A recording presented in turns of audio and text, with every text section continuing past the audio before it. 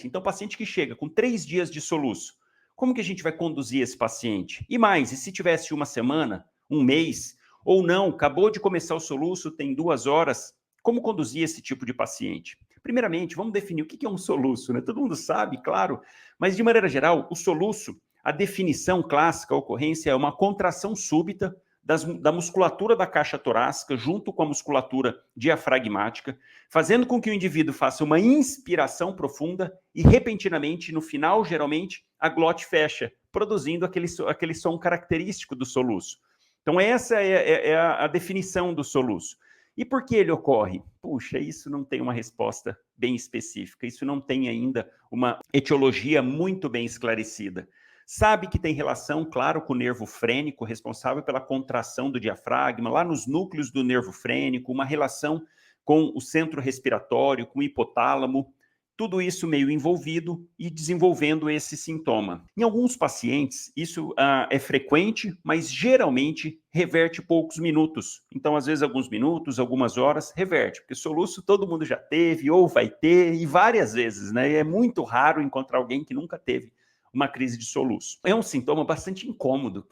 Todos nós já tivemos, sabe que aquilo incomoda, e o som, e vergonha, e o próprio incômodo daquilo, de ficar daquela forma. Então, quando começa a ficar persistente, o indivíduo acaba procurando o pronto atendimento, porque começa a ficar, caramba, eu já fiz aqui, já fiz as mandingas, já coloquei o saco na boca, já tomei água de não sei que jeito, já comi uma farinha seca, fiz aqui, ó, soprar dentro do recipiente, que são as medidas gerais e que geralmente funcionam. Fazer uma elevação da PaCO2 pode melhorar, quer dizer, respirar dentro de um saco, aumentando a PaCO2 pode fazer com que melhore, ou, dependendo do jeito que faz a deglutição, pode melhorar também. Reflexo vasovagal, fazer uma manobra de valsalva, pode melhorar também. Então, essas são as medidas iniciais, sem muito embasamento científico, mas não tem mesmo estudos que comprovem estudos, não tem como fazer um tipo de estudo disso, né? Vamos esses daqui, colocar metade fazendo manobra de valsalva, e essa outra metade aqui não, tomar água morna. Poxa, ninguém vai fazer um estudo desse para soluço, né? Ainda mais que a maioria resolve nos primeiros dias, nas primeiras horas, primeiros minutos a horas. Então, tudo de base de tratamento é baseado, na verdade, em estudos observacionais pequenos, que pegaram lá alguns pacientes, fizeram tal medida e parece que funcionou. Então, de maneira geral, não tem muito bem o que fazer, mas para padronizar, primeira coisa é você definir se é um soluço agudo, se é um soluço persistente ou se é um soluço refratário.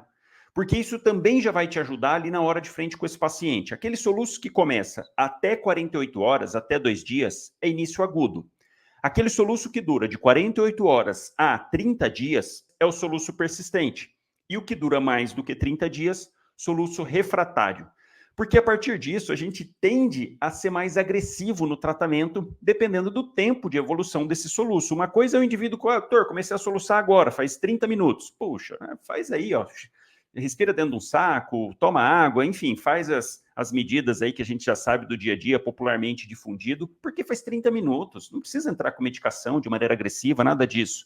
Agora, não, doutor, faz 3 dias que eu tô com soluço, faz 1 semana, 2 semanas, não passa, ininterrupto. Poxa vida, isso já está começando a prejudicar a qualidade de vida desse paciente. E mais, aquele paciente, doutor, faz 6 meses que eu tô com soluço. Caramba, aí que você vê que somente tratamento medicamentoso provavelmente não vai resolver. Mas então esse é o primeiro passo. Chegou o paciente, você dividir nessas 3 categorias. No soluço, de forma aguda, aquele com menos de 48 horas, tendência a não fazer nada de medicações. Aqueles que já estão aí 1 dia, 2, notadamente mais do que 2 e menos do que 30, é o soluço persistente. Nesses casos, é muito importante a gente colher uma história adequada do paciente. Por quê? Primeiro, saber se o paciente tem algum sintoma, alguma alteração do trato gastrointestinal superior, principalmente sintomas de refluxo, hérnia de hiato, paciente com dispepsia, com antecedente de gastrite. Esses pacientes podem evoluir com soluço dessa parte digestiva alta. Então, é importante você saber se o paciente está tendo, se ele tem pirose, se tem queimação, se tem plenitude gástrica, se tem algum sintoma relacionado com isso e que possa ser a causa desse soluço. Porque não adianta nada a gente pensar em abordar o soluço se o paciente tem refluxo, por exemplo. Vou passar a clorpromazina para o paciente, que eu vou falar lá de medicações. Poxa, mas o paciente tem refluxo, podia ter passado uma domperidona, passado um inibidor de bomba de prótons, teria resolvido sem precisar da clorpromazina. Então, primeira coisa é isso, pensar trato gastrointestinal alto. Segundo ponto que tem que ter muito cuidado é se o paciente está tendo algum tipo de dor associada, principalmente dor torácica e dor abdominal alta. Porque em algumas situações, no tórax e no abdômen, podem estar com relação de irritação do nervo frênico, levando o paciente a ter soluço. Exemplo, o paciente pode estar com uma pneumonia de base esquerda, bem na base, irritando o diafragma, irritando o nervo frênico e evoluindo com soluço. Às vezes é um paciente mais idoso. Então, olha a atenção que tem que ter. Chega lá, às vezes, por causa do soluço, e na verdade é uma pneumonia de base.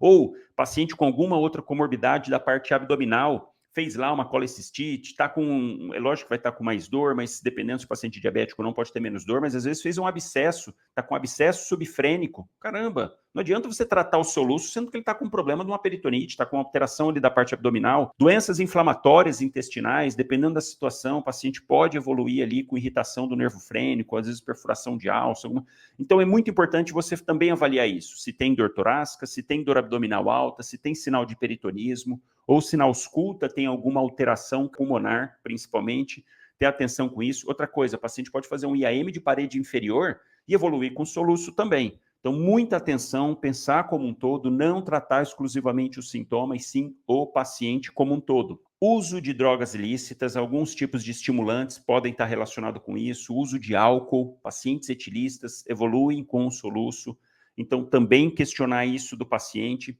Outra coisa, é questionar o paciente se ele tem cirurgias, tanto torácica ou abdominais, abdominal alta ou torácica, alguma alteração que possa ter feito uma fibrose, que possa ter atrapalhado ali, vamos dizer assim, o nervo frênico, alguma cicatriz, alguma secção de algum ramo do nervo frênico, enfim. Então, cirurgias também tem que ser levado em conta. Às vezes o paciente fez uma revascularização, às vezes ele teve um trauma no tórax, precisou fazer uma toracotomia, estava com sangramento, ou um ferimento perfurante, por arma branca, por arma de fogo, tem que questionar isso o paciente, porque pode ser essa a causa da relação com o soluço. Então, questionar a respeito de cirurgias, questionar o uso de medicações, uso de drogas e, por último, alterações psiquiátricas. Pacientes com alguns distúrbios psiquiátricos podem evoluir com soluço psicogênico. Então, ele está lá queixando, às vezes é um paciente ansioso, é um paciente com alguma outra morbidade. É importante você questionar. E olha um dado interessante, se for um soluço psicogênico, quando ele estiver dormindo, não vai dar o soluço, porque é algo involuntário o soluço. E quando está relacionado com a parte psicogênica, geralmente o indivíduo não soluça quando dorme, quando está de noite. Então, é um dado que dá para diferenciar também, é lógico, e globalmente você avaliar se o paciente está tomando alguma medicação, está fazendo algum tipo de acompanhamento. Então, esse é o primeiro ponto. Você definir o tempo do início do soluço, fazer esses questionamentos, fazer o seu exame físico para realmente ter certeza que não tem nada de alterado, não tem nenhuma dessas alterações, nada que você possa julgar que seja a causa daquele soluço. Não tem dispepsia, não tem cirurgia torácica prévia, não faz uso de álcool, não faz uso de nenhum tipo de droga, não tem nenhum distúrbio psiquiátrico a princípio. Ok, então aí sim você vai cogitar entrar com as medicações para o tratamento desse soluço. Quais medicações a gente entra? Não tem estudos grandes, não tem isso, são estudos observacionais, mas de primeira linha para tratamento de soluço, clorpromazina, o famoso Amplictil. A forma venosa é mais eficaz do que a via oral, mas também traz mais efeitos colaterais. Então, de maneira geral, num pronto atendimento, faz via oral, dá alta para o paciente ali encaminhado, para ele tomar a via oral e fazer acompanhamento ambulatorial. Até porque, na verdade, né, o paciente acaba procurando a emergência com soluço, mas não é na emergência. O certo seria fazer um tratamento, acompanhamento ambulatorial. Então, você passa a medicação para ele e ele vai acompanhar em casa. Qual a dosagem do Amplictil? Você pode fazer de 10 a 50 miligramas de 8 em 8 horas. O comprimidinho é de 25, faz 25, é mais fácil. Então, 25 miligramas de 8 em 8 horas.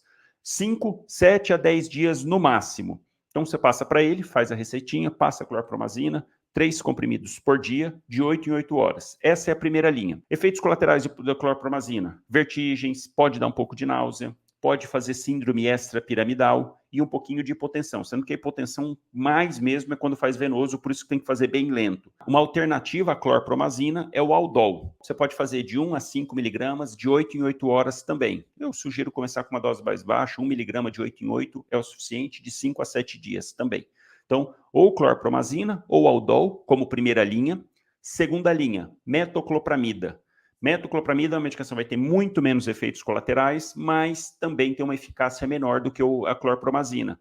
Metoclopramida, 10 miligramas, de 8 em 8 horas. Você pode começar com uma dose de 12 em 12, mas o ideal já direto de 8 em 8, 5 a 7 dias também. Então essa é a segunda linha, metoclopramida. E por último, se você quiser, pode usar o baclofen, que é uma medicação, inclusive, que pode ser utilizada para esclerose múltipla. Ah, e um detalhe, né? Esclerose múltipla pode ser uma das causas de soluço também. Ter atenção na parte neurológica. Encefalites podem dar soluço, própria meningite pode dar soluço, tumores também é algo que você tem que se atentar nesse início para poder descartar essas possibilidades de causa de soluço. Mas então, de maneira geral, clorpromazina, metoclopramida como segunda linha, tá?